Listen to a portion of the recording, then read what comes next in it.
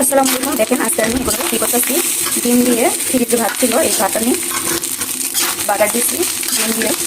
কেমন হয়েছে আপনারা কে কে খান বোঝেন, আমরা এখন সবাই মিলে খাবো।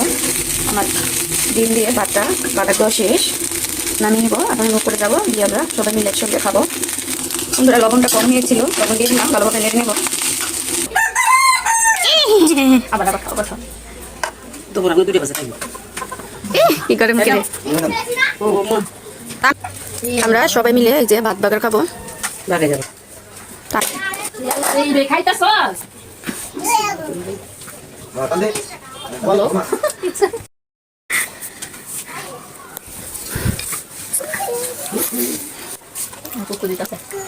লবণ তো কম হয়েছে নাকি?